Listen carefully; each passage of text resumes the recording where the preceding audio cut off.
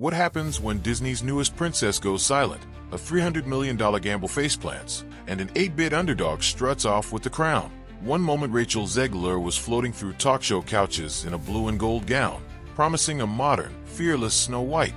The next she slipped onto a red-eye to Dubai, wiping her socials as if they were crime scenes. Hollywood woke to crimson box office trackers, hushed conference calls, and whispers that Disney's legal team was dusting off claws sharp enough to shred an annual bonus in a single swipe. The saga, now twisting through comment sections, has missing starlets, frantic boardrooms, and a movie about pixel blocks hammering the House of Mouse in its own enchanted backyard. At 2:57 a.m. on a rain-slick Tuesday, aviation geeks noticed a Gulfstream G650 punching east out of LAX. The manifest read, "R. Zegler plus 2 aides, nothing more." By breakfast, her Instagram, TikTok, and X accounts looked like abandoned theme parks. No stories, no likes, not even one of those cryptic ellipses celebrities post when they want you to sweat. Paparazzi camped outside her Los Feliz cottage found an empty driveway and a spooked housekeeper who muttered, "No comment," before retreating behind a security gate. Conspiracy theories multiplied in real time. Was she avoiding subpoenas, ducking reporters, or bracing for Disney's wrath? Whatever the motive, her disappearance felt less like a spa break and more like an evacuation before the hurricane made landfall. That hurricane hit the multiplex first. Opening day should have been a coronation. Disney loves its Thursday night victory laps, but Snow White stumbled out with a mere $13 million preview haul. By Sunday, the domestic total sat at $42.2 million, anemic next to the studio's usual 9-figure debuts. For brutal weeks later, the worldwide take limped past $190 million, still 2/3 shy of its gargantuan $269 million budget, and nowhere near the $500 million analysts pegged as break-even. Inside Burbank headquarters, executives filed into a 10-hour post-mortem nicknamed the Blizzard Meeting. Whiteboards quickly filled with phrases like brand fatigue, culture war blowback, and scrawled an ominous red marker, catastrophic underperformance. When the doors finally opened, one assistant swore the air felt colder than the Matterhorn queue in January. Meanwhile, in Auditorium 9, something very blocky was leveling up.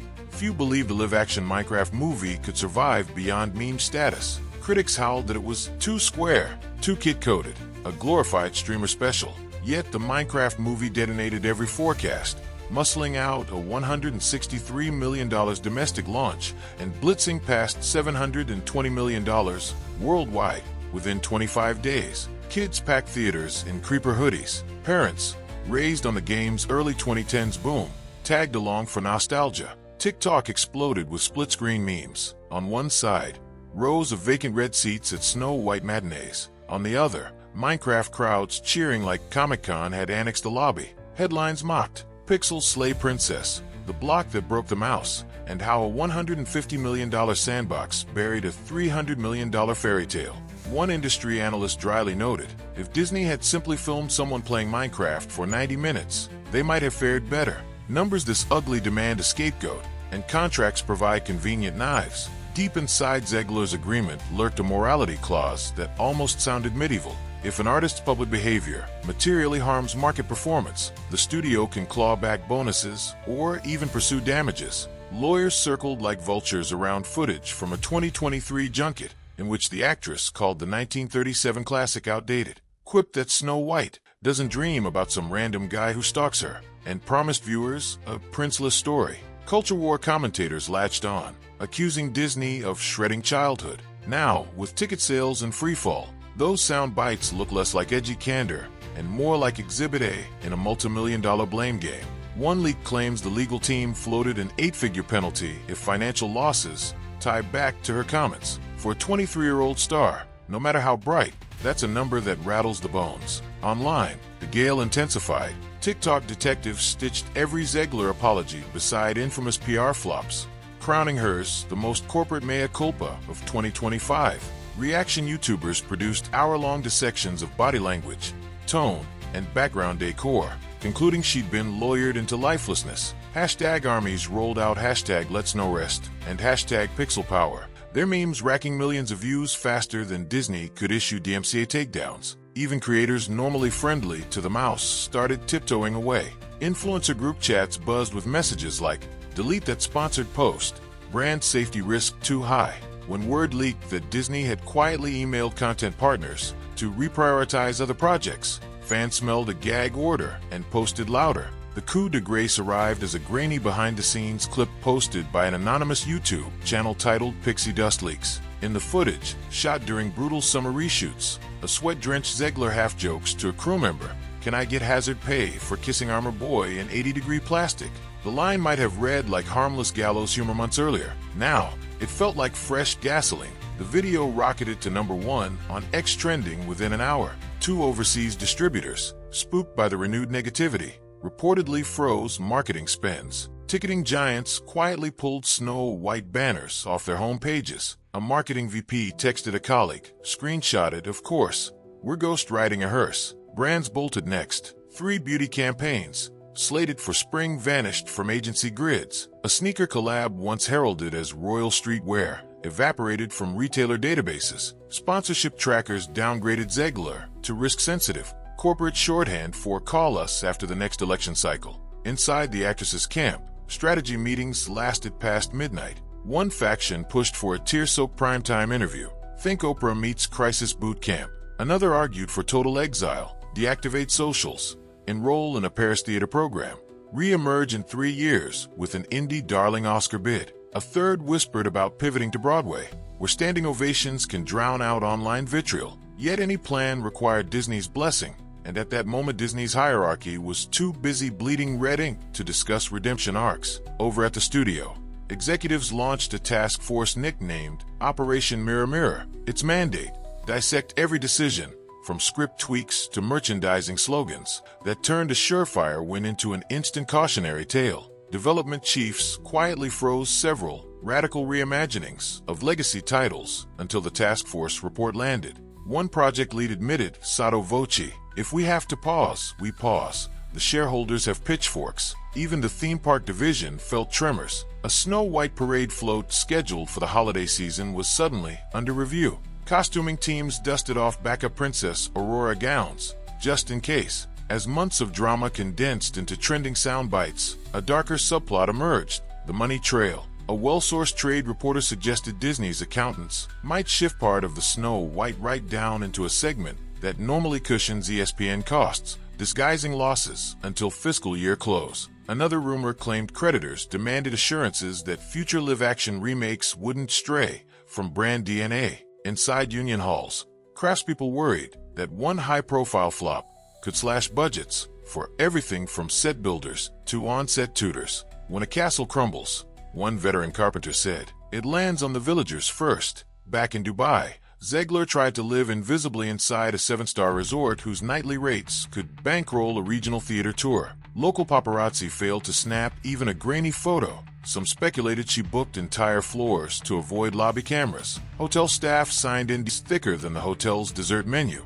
One cocktail waitress let slip that her American guest looked like she hadn't slept in weeks and spent afternoons pacing a private garden on the phone. Whether those calls were with lawyers, loved ones, or crisis management gurus, nobody knew. But each day of silence fertilized fresh theories online. Commoners asked why a self-described champion of female empowerment fairy tales hadn't produced a single statement in her own defense. Others argued she owed nothing to an audience that reveled in her stumble. The vacuum echoed louder than any apology. While the princess hid, the pixels prospered. The Minecraft juggernaut barreled toward the billion-dollar club. Merchandising deals sprouting like mushrooms after rain. Spin-off shorts flooded YouTube Kids. A major fast food chain rolled out creeper-shaped nuggets. Media outlets hailed the film as proof that respecting source material pays dividends, a line that felt aimed squarely at Disney's plastic sword retelling down the street. Some pundits wondered aloud if Minecraft's family-friendly chaos simply offered stress relief from a culture war-weary audience. Either way, the scoreboard glowed. Pixels 1, Princess 0. Inside Hollywood's rumor mill, a new storyline brewed. Could Disney sue for damages and still salvage Zegler's career later? Talent agents argued any scorched earth move might scare off future A-listers. Studio lawyers countered that a precedent-setting clawback could deter loose-lipped actors for a generation. Meanwhile, PR sages preached about controlled vulnerability, the notion that audiences forgive anything if you look them in the eye and bleed a little. But there's a catch. Controlled vulnerability requires the person to face the camera, not an infinity pool in the UAE. Summer crept toward award season, a window when reputations cement or crack forever. Trade journals published lists of potential Oscar contenders. Snow White appeared only in the visual effects long-shot column, a polite way of saying, nice gowns, no chance. Zegler's name was absent even from Rising Stars to Watch, a list she topped 12 months earlier. Studio gossip speculated she might turn up at the Tonys, where Broadway's Forgiving Lights could reframe her narrative. A rival publicist quipped, if she belts a Sondheim ballad, Twitter will cry and clamor for the movie adaptation. Cynical, maybe, but in show business redemption often sings in B-flat. Then, as the media cycle threatened to move on, an entertainment lawyer leaked a memo hinting Disney had drafted an out-of-court settlement offering Zegler partial bonus retention in exchange for a non-disparagement clause and a structured apology tour. Within hours, pundits debated whether a choreographed comeback could ever feel genuine. Some argued contrition is still contrition, even on a teleprompter. Others insisted anything short of spontaneous humility would ring hollow. Social platforms polled followers. Forgive Rachel if she apologizes on her own channel? The vote split almost evenly. A statistical coin toss that perfectly reflected the culture's fatigue. And that's where the saga staggers tonight. Rachel Zegler pacing a gilded suite 10 time zones away. Lawyers fine-tuning every comma of a potential settlement. And Disney board members praying Operation Mirror Mirror finds a way to repolish the tarnished glass. One studio veteran whispered that the story has all the makings of the next streaming docu-series. Fall from grace, internet outrage, corporate intrigue, billion-dollar stakes. Whether it ends on a courtroom steps photo op, a Broadway standing ovation, or a late-night TikTok live that melts the internet, no one can say. What's clear is that a single fairy tale unleashed a cultural riptide stretching from Burbank to Dubai, from creeper merch racks to union workshops, reminding the world that Hollywood magic can sparkle or scorch, sometimes in the very same weekend. So here's the final riddle. Does the glass coffin close on this chapter? Snow White fading into trivia night infamy, while Minecraft stacks golden blocks to the sky? Or does our vanished princess return, armed with a story so compelling that audiences can't help but root for her second act? Grab your popcorn, keep the notifications on, and don't wander too far from the comment section. In Hollywood, the credits never truly roll. They simply pause long enough for the next plot twist to claim center stage.